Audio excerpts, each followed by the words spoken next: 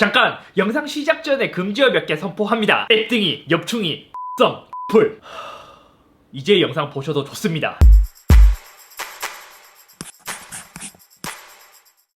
안녕하세요, 이섭입니다. 오늘은 2020년 한 해 리뷰했던 것 중 제품 어워드 잇워드를 진행해보려고 합니다. 올 한 해를 결산하는 의미고 다시 되돌아보며 정리하는 시간이랄까. 원래 이 컨텐츠를 준비하면서 어떻게 진행할까, 이걸 제조사별로 해볼까, 이런 여러가지 고민을 많이 했었지만 결국 영상을 많이 만들어내다 보니까 오늘은 뭐 탑5, 탑3, 제조사 이런 거 상관없이 쌈박하게 한 개의 제품만 골라봤습니다. 잇워드에 진행하기 앞서 제가 2020년에 얼마나 많은 전자제품을 구입했는지 한번 살펴봤어요. 먼저 삼성 공식 호구 디지털 프라자나 닷컴에서 구입했던 가격은 2,300만원. LG도 제가 1월에 이사 예정이기 때문에 막 가전도 구입하고 부모님 선물도 구입하고 해서 대략 한 2천만원. 카드도 여러 개를 갖고 있지만 가장 많이 쓰는 현대카드가 8,200만원 정도 사용했는데, 개인적으로 사용한 것을 제외하더라도 대략 전자기기 구입만 약 1억 정도 사용했다고 보면 될 것 같습니다. 그리고 제가 부자니 금수저니 이렇게 많이 이야기하시는데 진짜 절대 아니에요. 테크 유튜버다 보니까 버는 족족 전자기기에 많이 투자하는 편이긴 한데 또 제가 좋아해서 구입하는 게 있으니까 덕업일치라고 해두죠. 그럼 첫 번째, 200% 가성비 상입니다. 최고의 가성비, 이 돈의 2배를 주고 구입하더라도 만족할 것 같은 그러한 제품.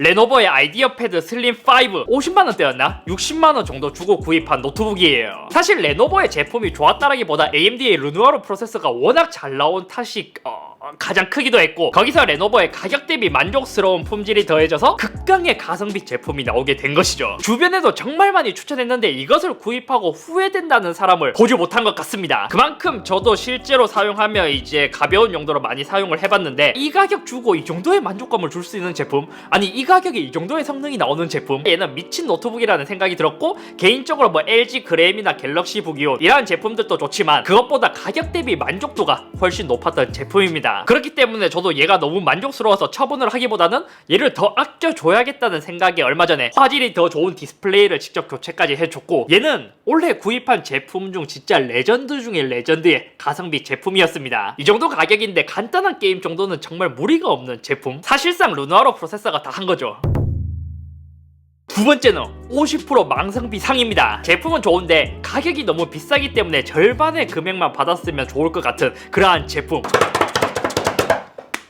그것은 LG 벨벳이었습니다. 디자인도 나름 괜찮고 성능도 플래그십까지는 아니었지만 솔직히 제가 생각했을 때 그 매스 프리미엄이라는 이상한 마케팅 전략, 그리고 말도 안 되는 가격 때문에 빛을 크게 보지 못한 그러한 케이스인 것 같습니다. 솔직히 여러 가지를 따졌을 때는 LG의 입장이 이해가 가기도 해요. 삼성 같은 경우에는 물량이 워낙 많다 보니까 가져오는 부품의 가격도 저렴하기 때문에 전체적인 핸드폰의 가격을 낮출 수 있었지만, LG가 다시 스마트폰으로 일어서려면 뭐 마진을 줄여서라도 더 싸게 팔아야 됐었지, 솔직히 부품 단가는 회사 사정이고 소비자는 같은 가격이라면 더 좋은 제품이 있는데 굳이 살 필요는 없죠. 더군다나 그 정도 가격대에서는 더 가성비를 원하기 때문에 더욱 안타까운 제품이 아니었나 싶습니다. 부디 2021년에 기대되는 롤러블은 UI도 약간 대중적인 것으로 개선하고 선택과 집중으로 스마트폰 사업이 다시 일어나 줬으면 좋겠습니다. 이것 봐요, 한국에서 갤럭시가 워낙 잘 나가니까 그렇게 욕을 먹고도 기본의 광고를 많이 넣고 있죠. 세 번째는 올해의 라이벌 상입니다. 어느 하나 우열을 가리기 힘들었던 최강의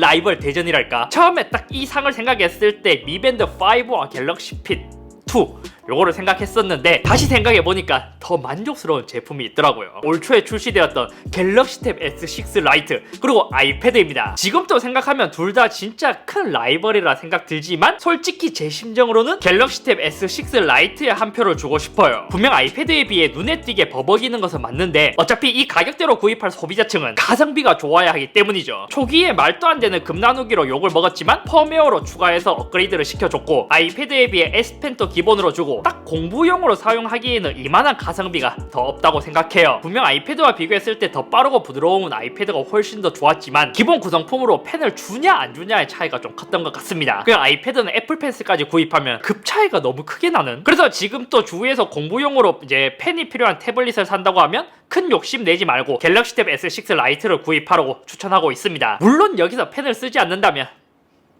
아이패드를 추천하기도 하고요. 다음 네 번째는 올해 후회상입니다. 다시 생각해도 이걸 왜 샀나 싶은 제품.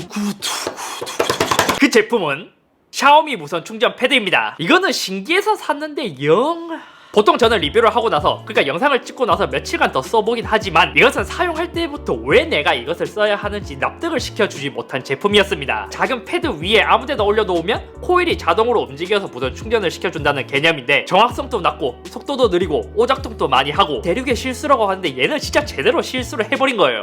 그 샤오미답지 않은 그러한 제품이었던 것이죠. 지금 또 그 제품을 생각하면 와 진짜 내 돈 날렸다 이러한 생각을 들게 만들어주는 제품이었습니다. 분명 재밌는 제품은 맞는데 맥스 에이프는 오히려 이제 비싸서 욕을 먹지 그래도 이제 쓸만은 한데 샤오미 무선 충전 패드는 이것을 왜 써야 하지? 뭐 어카라는 건지 이해가 가지 않는 제품이었던 것이죠. 그리고 다섯 번째는 올해의 아깝이 상입니다. 그러니까 조금만 더 좋았으면 엄청난 제품이 되었을 텐데 너무 아까운 제품, 개선된 제품이 기대되는 그러한 녀석에게 주는 상입니다. 그 제품 역시 AKG N400 노이즈 캔슬링 무선 이어폰입니다. 정말 너무 아까운 제품이에요. 약간 시기가 안 맞았던 것 같은데 이게 출시할 타이밍에 너무 편의성이 좋은 제품들이 너무 많이 나왔어요. 특히 왜 좋았냐면 다른 것을 제외하더라도 음질 하나만큼은 너무 만족했던 제품입니다. 음질은 제가 들어본 무선 이어폰 중에서는 가격 대비 정말 훌륭한 편에 속했고 많은 분들이 추천해 주시는 젠하이저의 모멘텀 트루 와이어리스 2 그것도 제가 사전 예약으로 구입했지만 저는 그 제품은 오히려 이 제품보다도 더 아리까리한 제품이었지만 이 제품의 음색을 더 좋아하다 보니까 너무 만족했던 제품이에요. 아마 이것을 써보신 분들은 음질에 대해서는 다들 좋게 이야기를 하실걸요. 저는 얘가 아쉬웠던 점은 착용감 그리고 편의성에 대한 기능입니다. 노이즈 캔슬링도 조금 아쉽긴 했지만 이 나머지 편의성에서 좀 아쉬웠던 제품이에요. 만약 이 제품에서 노이즈 캔슬링이 강화되고 착용감이랑 편의 기능만 더 개선된다면 올해 무선 이어폰은 얘가 최강자의 자리를 잡았을 것 같습니다. 지금은 제가 많이 사용하진 않지만 가끔씩 음색이 그리워서 이제 꺼내서 음악 감상을 하는 소리 하나는 진짜 기가 막히는데. 다음 여섯 번째는 올해의 공로상입니다. 리뷰는 막상 안 하는데 이제 영상에서 얼굴 노출은 되게 많이 하는 제품, 삼성 갤럭시 S20 FE입니다. 리뷰할 타이밍을 잡지 못했던 녀석인 것이죠. 사실 아마 사전 예약을 하고 일주일 뒤인가 2주일 뒤 사용기를 찍으려고 했었는데 마침 그때 터치 이슈가 터져서 멈칫했어요. 근데 솔직히 제 건 처음에 터치 이슈가 전혀 없었거든요. 나는 터치 이슈가 없었는데요? 이렇게 이야기를 하면은 괜히 욕먹을 것 같아서 패치를 기다리면서 잘 쓰고 있었는데 저는 이상하게 업데이트를 하면 할수록 터치팀 오류가 더 많이 생기는 거예요. 아니 왜 남들은 업데이트하면서 고쳐지는데 내 거는 업데이트 하면서 이게 더 생기지? 그리고 점점 쓰다 보니 자꾸 그냥 FE는 이제 스펙 좋은 중급기 정도라는 생각이 들었고 이도님의 S20도 할인을 많이 하기 때문에 그 제품을 구입하는 게 더 좋지 않을까 싶어서 아직까지도 그냥 사용만 하고 리뷰는 하지 못하고 있습니다. 마지막 일곱 번째, 올해의 제품 Product of the Year 포티상입니다. 이건 어마무시한 제품으로 올해를 빛을 낸 시그니처 제품,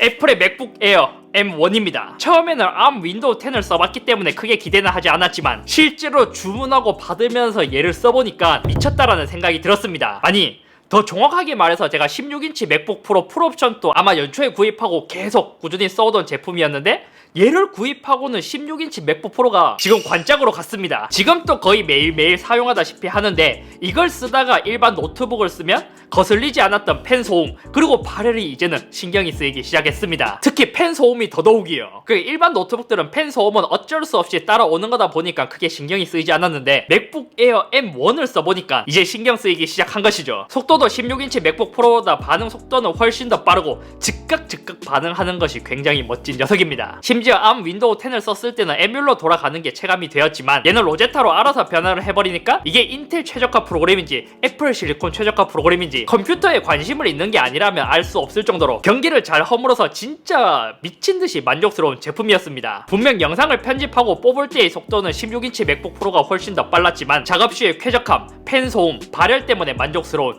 제품이었던 것이죠. 하지만 얘가 맥이라서 윈도우와 다른 한계가 있었는데 만약 윈도우와 맥의 점유율이 이제 반반 50대 50이었다면 윈도우 랩탑 사용자가 얘를 써보면 선택하기 싫어질 정도로 굉장히 잘 만들어진 녀석이었습니다.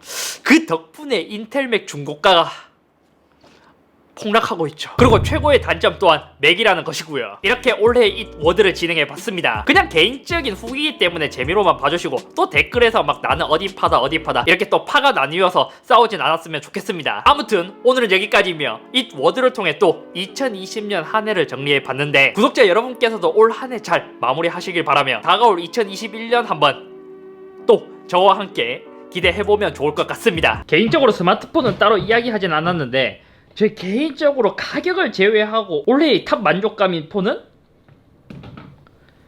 갤럭시 S20 플러스입니다. 가격이 안 튀지 나머지는 너무 만족스러웠어요.